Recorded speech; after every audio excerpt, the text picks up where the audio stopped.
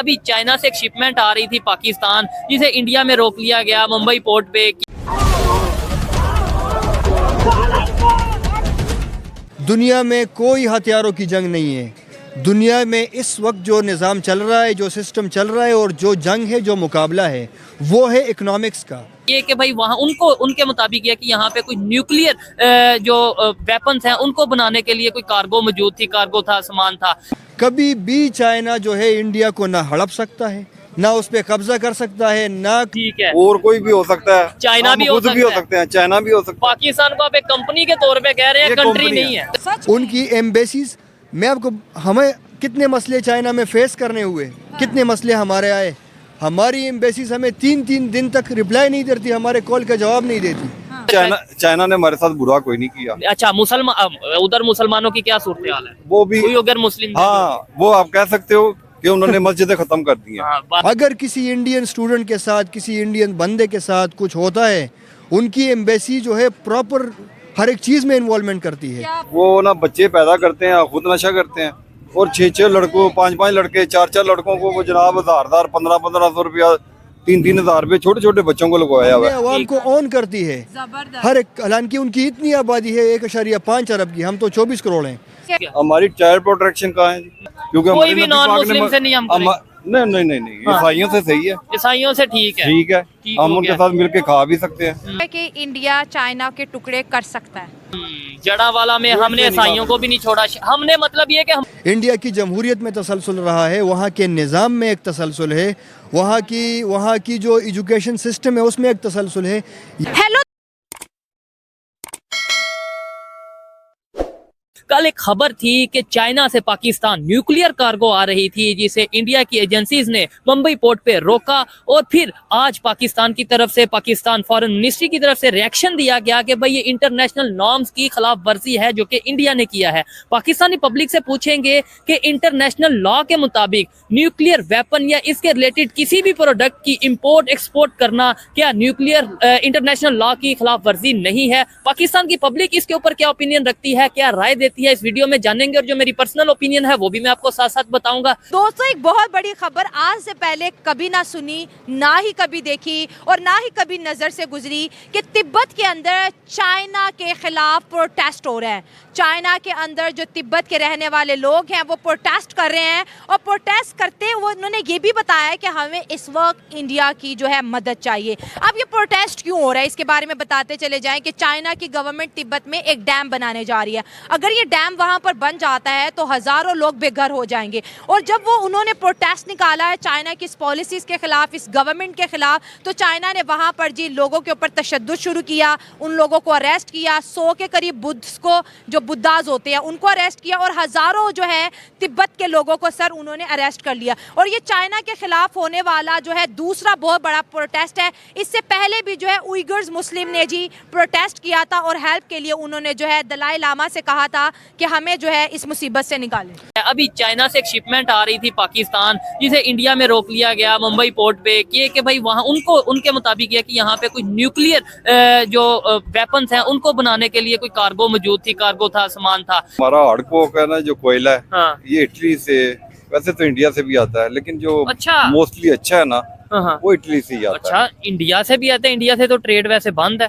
बंद तो होगी, लेकिन ये यहाँ पे आता है। ठीक हो गया, किस तरीके से दूसरे मतलब ये है कि वो उसके दुबई से आता है। आप समझते हैं ना, एक कंपनी बनती है, शेयर्स होते हैं, ठीक है, जो ज्यादा खरीदता है ना वो होता है मैनेजर, सही है।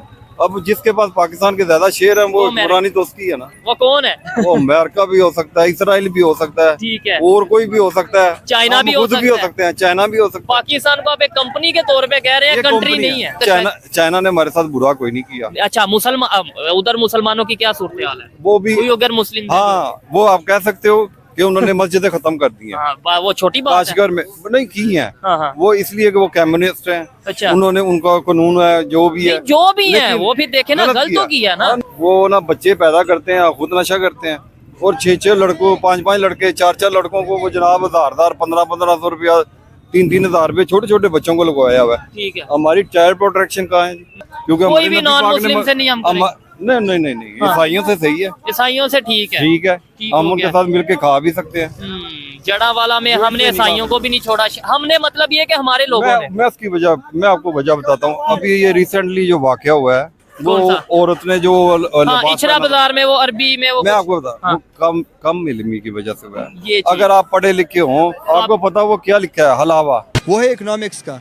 कभी भी चाइना जो है इंडिया को ना हड़प सकता है, ना उस पर कब्जा कर सकता है, ना कभी इंडिया जो है चाइना पे वो जो एक दूसरे को दबाने वाली बात है कि मैंने इतने हथियार बना दिए, मैंने उतने हथियार बना दिए, चाइना ने ये मिसाइल लॉन्च किया, उसने वो मिसाइल लॉन्च किया।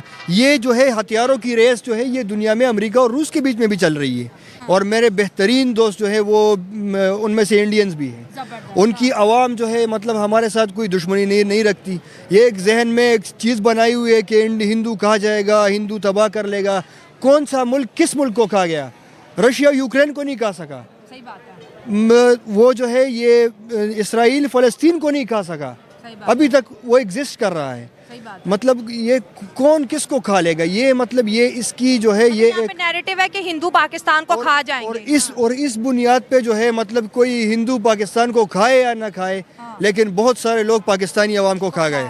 चले, इंडिया की आपने बात की कि भाई इंडिया से आपका ये चीज आती है। आज इंडिया की बात करें, वो कहाँ पे चला गया?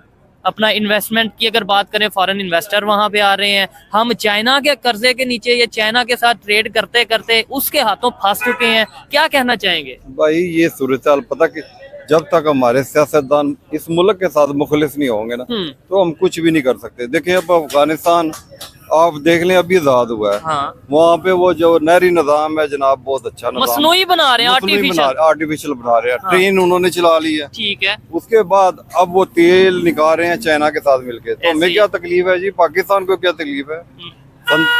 47 से आजाद हुए हैं, 76 ईयर्स हो गए हमें ठीक है। आजाद हुए, तो हम कुछ नहीं कर सकते। नहीं। हम ही तेल नहीं निकाल सकते।